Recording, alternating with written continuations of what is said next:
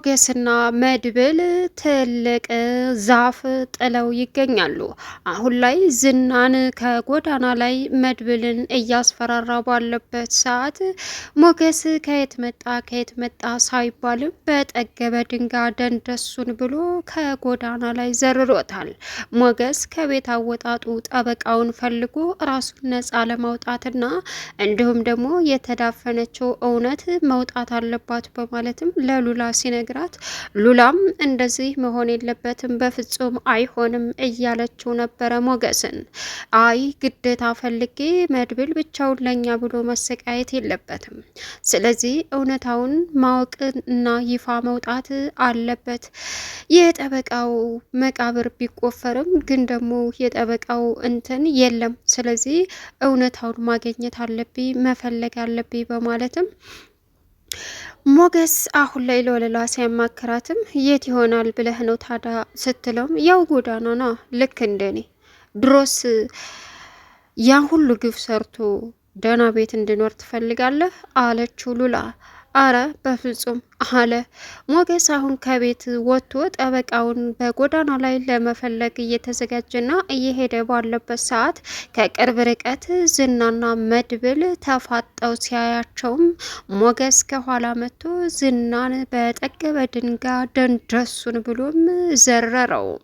አሁን ላይ ሞገስና መድብል መንገዳቸውን በቀጥታ ጉዟቸውን እያደረጉ እንግዲህ በሚገርም ሁኔታ ጠበቃውን እዛ ታሞ እየተሰቃየም አገኙት። ጠበቃውን ወስደው ሐኪም ቤት ካሳከሙ በኋላ የዝና ይፋ የድብቅ የሰራቸው ወንጀሎች ይፋ አውጥተው ሞገስ እንዲሁም ጠበቃው ለሕግ አካል እንደሚያሳልፉም ተነጋገሩ።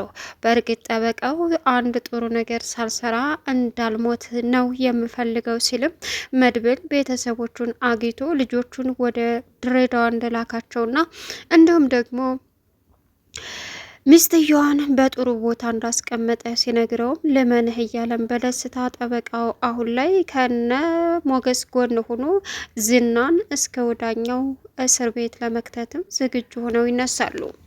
ሰላም ውድና የተከበራችሁ የዙዙነት ሚዲያ ቤተሰቦች እንዴት ናችሁ? ልይ ሰላማችሁ ይብዛልኝ። ለዚህ ቻናል አንድ አዲስ የሆናችሁ ሰብስክራይብ እያደረጋችሁ ቪዲዮውን እስከ መጨረሻው ተከታተሉ። በጉጉት ስንጠብቀው የነበረው ምሳሌ ቀጣይ ፓርት ይዘመተናል። እንግዲህ መድብልና ዝና በተፋጠጡበት አጋጣሚ ሞገስ ድንገት ከቤት እንደወጣም ድንገት ከቤት የወጣበት አማራጭ መስሎ የታየውም ግዴታ ወደ ጠበቃውን ፍለጋ ጎዳና አገኘዋለሁ፣ ከጎዳና ውጭ የትም ሊኖርም ሆነ የትም ሊሄድ ስለማይችል እኔ የጎዳና ኑሮ አይቼዋለሁም አውቄዋለሁም። ስለዚህ አሁን መጠጋ ቤተሰብ ዘመድ እንደሌለው ደግሞ እርግጠኛ ሁኜ ነግሮኛል። እናም አሁን ላይ ይሄንን ነገር በእርግጥ ማድረግ ያለብኝን ነገር ግዴታ ማድረግ አለብኝ በማለትም ሞገስ አሁን ላይ ሉላ ተዋት ውጣ፣ የዝና ሰዎች ካገኙ የሆነ ነገር ያደርጉሃል ብትለውም እስከ መቼ ተደብቄ እውነትም ተደብቃ መቅረት የለበትም። ስለዚህ ያን የተረገመ ጠበቃ ፈልጌ አግቼ እውነታውን ማግኘት ግዴታዬ ነው። እናም ራሴን ነጻ አውጥቼ መድብልንም ከስቃይ መውጣት አለብኝ በማለትም ሞገስ አሁን ላይ ቀጥታ መንገዱን ሲቀጥል ደላላውን ፍለጋ ከፊት ለፊቱ ዝናና እንዲሁም ደግሞ መድብል ተፋጠው ባሉበት በቅርብ ርቀትም ሞገስ በማየትም በጠገበ ድንጋይ ሳያወላዳ የዝናን ደም ስሩን በማለት ከኋላ ማንጅራቱን ሲለውም ድፍት ሲልም አሁን ላይ መድብል ተየት መጣ ይህን መላክ አለ ሞገስን። አንተ እኮ ለእኔ ብዙ ይሆንክነህ፣ እንደ አጋጣሚ እኮ ውስጣችን ይተሳሰባል። ፈጣሪ ጠርቶኝ ነው የመጣሁት አዛ ናኔድ በማለትም ጠበቃውን ለማፈላለግ ሞገስና እንዲሁም ደግሞ መድብል አሁን ላይ መድብል ለሞገስ ትልቅ ብስራት ነገረው። ጠበቃው ደውሎልኝ ያለበትን ቦታ ነግሮኝ ወደሱ እየሄድኩ ነው። አሁን ላይ እንደዚህ አረመኔ መጥቶ ከፊቴ ተጋረጠው። ስለዚህ ሆን ብሎ እየተከታተለን ስለነበረ ነው። እንኳንም ደፋኸው። ሌላም ሰው አሁን ደውሎ እንዲከታተሉን ያደርጋል። እናም ለጠበቃው ልደውልለትና ቀስ ብሎ ወደማይታይበት ቦታ ይንጣ ሲለውም እሺ በማለትም አሁን ላይ ጠበቃውን እንግዲህ በሚገርም ሁኔታ ሞገስና መድብል አግኝተው ሆስፒታል መጀመሪያ መታከም አለበት። ከዛ በኋላ ደግሞ ሁሉንም ነፃ ወጥተን የራሳችንን ህይወት የምንኖርበት ቀን ቅርብ እንጂ ሩቅ አይደለም እያለ እንግዲህ መድብልም ለሞገስ አበሰረው። ሞገስ አሁን በተስፋና በደስታ ሁሉንም ነገር ህይወቱን አንድ ብሎ ጀምሮ ከሉላ ጋር መኖር እንዳለበትም አመነ። ሌላኛው ከነብሩክ ቤት የተቀመጠችዋ ሰላይ ማህሌት ጓደኛ ኤደን አሁን ይህንን የተባረከ ቤተሰብ በፍጹም ልጎዳም ሆነ ምንም ላደርግ አላስበውም።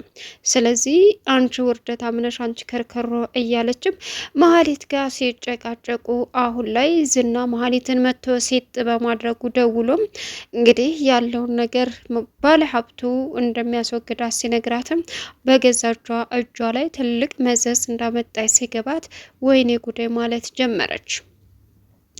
መርዙ ደላላው እንግዲህ ለቢዝነስ ሲልም የሚወዳትን ሚስቱንና ፍቅረኛውን ለባለ ቢዝነሱ አስረክቦ ወይኔ ወይኔ እያለ እያለቀሰም ይገኛል።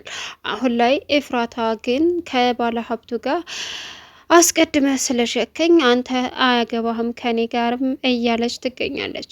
መድብል በእርግጥ ከኤደን ጋር ያለው ግንኙነት ደስ የሚልና እንዲሁም ደግሞ ድምፁን በጣም አድንቃለት ቶክቶክ ላይ ካልዘፍረን እያሉ ዘፍነው የማያውቁ ሲያስቸግሩን፣ አንተ ግን ይሄን የመሰለ ድምፅና እንዲሁም ችሎታ ይዘህ ለምንድን ነው የማትሰራው የማትዘፍነው ስትለውም እንግዲህ አንድ አውሬ በላኝ እንጂ ነበረኝ ሲላትም ማለት አይ ማለት የስራሽን ይስጥሽ፣ የትም ቦታ ይሄን ክፋትሽን አይቶ ብትሄጂ ጥሩ ነገር አታገኝም ሲልም ማለት አለች።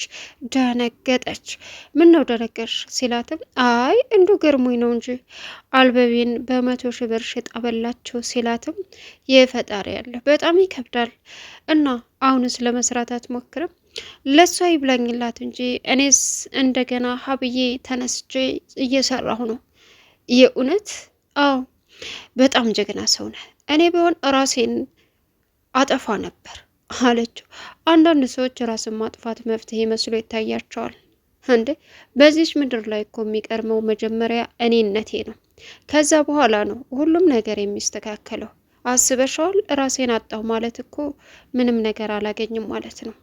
እኔ ራስን በማጥፋት አላምንም፣ ግን ደግሞ ከወደኩበት ተነስቼ እንደገና ዳዴ ማለት ለእኔ ብርቅ አይደለም። እወድቃለሁ እነሳለሁ ሲላትም ይገርማል።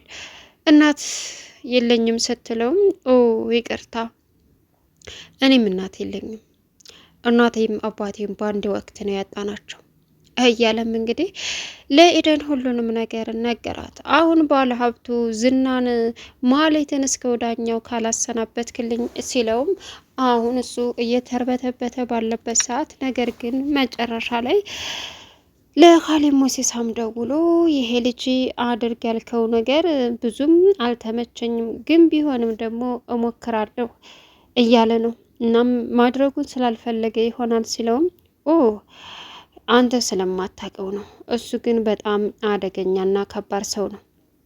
ዝና ማለት ሁሉንም የሚያደርግ ሰው ነው፣ ማድረግ የሚችል ሰው ነው። ስለዚህ አይ ካሌብ እኔ ይሄን ነገር ራሴ ባደርግ ምንም አይመስለኝም፣ በራሴ መንገድ ጨርሰው ነበር እና እናንተ ብዙ ነገር ስላደረጋችሁ ለዚህ ስራ ጎበዝ ነው የኔ ሰራተኛ ነው ስላልከኝ እንጂ በዚህ ነገር እኔ ማድረግ እችላለሁ ሲለውም አይ ዝና በጣም ጎበዝና አደገኛ ሰው ነው፣ ስለዚህ አታስብ እሱ ይጨርሰዋል ሲልም እንግዲህ ማህሌት መወገድ እንዳለባትና ባለሀብቱን ሰላሙን እንደምትነሳው ሲነግረውም እሺ በማለትም ተስማሙ። ሌላኛው አሁን ላይ መድብልን አፍቅራ ግን ደግሞ መሀሌትን የከዳቻት ኤደን ሁሉንም እውነታ ወደፊት ለነ ቅድስት አውጥታ ለመናገር ዝግጁ ሆናለች። ቅድስት በተለይ የተለየ ሴት እንደሆነችና ጀግናም እንደሆነች እንግዲህ ለራሷ እየነገረችው ነው በተደጋጋሚ። ቅድስት አሁን ላይ አባቴ ታሟልና ቀጥታ ወደ አሁን ላይ ግን አሁን ብሩኬ በጣም የተናደደበት ነገር ምንድን ነው? ብሩኬንና ምሳሌን ከትምህርት ቤት ሲመጡ በሚያሳዝን ሁኔታ ዝና እንግዲህ ትልቅዬ መኪና ልኮ ራሳቸውን እንዳጠፉ በመኪና አደጋ አስመስሎ ሊጨርሰው ነበረ። ብሩክ ግን በስንት ብርታትና ጥንካሬ እንዲሁም ፍጥነት አምልጦ እንደመጣ ምሳሌ ለቅድስት ነገረቻት። ቅድስት ይህንን ስትሰማ ምን እያልሽ ነው እያለችም እየየ ማለት ጀመረች። ሌላኛውና ከባዱ አሁን ላይ ግን መድብል አሁን ድንገት ጠበቃው ሲደውልለትም ከቤት ወጥቶ እየሄደ ነበረ። እናም ለሚስቱ ለጠበቃው ሚስት አንዳንድ የሚያስፈልጓትን ነገሮች ገዝቶ ይዞ በመሄዱ ግን ደግሞ መሀሌት ለዝና ነገሩን በማቀበሏ ጠበቃውን መሞትና አለመሞቱን ለማረጋገጥ መቃብሩን እየቀፈሩ ነው ብላ ለዝና ስለነገረችው እሷም እንዳትጠቀም አሁን ላይ ዝና በደንብ መድብልን መከታተል ስላለበት ቁርጠኝነት ሆኖ መድብልን እግር በእግር ራሱ መከታተል ጀመረ። መድብል ለጠበቃው ሚስት የሚያስፈልጋትን ነገሮች ገዛዝቶ ይዞ በሚሄድበት ጊዜ ዝና ከፊት ለፊቱ በመጋፈጥም አስደነገጠው። በዚህን ሰዓት መድብል ባላሰበውና ባልተጠነቀቀው ስለነበረም የድንጋጤም ስሜት ታየበት። ነገር ግን ዝና ለፍርሃት ቦታ የማይሰጥና ጀግናም ስለሆነ ቢጋፈጠውም መድብልን ግን ደግሞ መደራደርም ሆነ መድብልን ማሸነፍ በፍጹም የሚችል እንዳልሆነ ልቡ ያውቃል። መድብል ጠበቃውን እያወራ ቶሎ ድረስልኝ፣ ያንን ምስኪን ሰው በእኔ ምክንያት እዳዱየው መከራውን ሳሳየው ሳሳድደው ኖሬያለሁ፣ ንብረቱንም አቶ ስቃውን እያየ ይገኛልና ከመሞቴ በፊት አንድ ነገር ሳላደርግ እንዳልሞት እዋክህን የሆነ ነገር አድርግልኝ መድብል ሲልም እንግዲህ ጠበቃው አሁን ላይ የሰማው አስደሳች ዜና ነበረ። መድብል ለጠበቃው ቤተሰቦችን አግኝቼልሃለሁ አታስብ ሲለውም ምን? አዎ። ምን ሆነህ ነው ደግሞ? ልመንህ? አዎ በደንብ መነኝ። ሚስትህን ደህንነቷ የሚጠበቅበት ቦታ አስቀምጫታለሁ። እንደገና ደግሞ ልጆችህ በሚገርም ሁኔታ ወደ ደብረ ብርሃን ልካቸዋለች ሲለውም ደስ ይላል የእውነት። እና ምን ሆነ ነው? አሁን አንድ ነገር ሳልሆን እውነታውን አውጥቼ መናገር እፈልጋለሁ። ስለዚህ እባክህን ድረስና አሳክመኝ ሲልም ይህ ስልክ ተይታጊተ ነው ሲለውም በዚህ ደውል፣ አንድ ጎዳና የምኖር እንደኔው ስልኩን ሰጥቶኝ አሁን ጥሎ ሄዶ ነው ሲልም እሱም እሺ በማለትም መድብል አሁን ጉዞውን ቀጠለ ወደ ጠበቃው።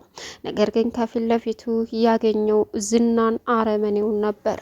ዝና ግን መድብልን እንደማያሸንፉ ውስጡ ቢያቅም ግን ደግሞ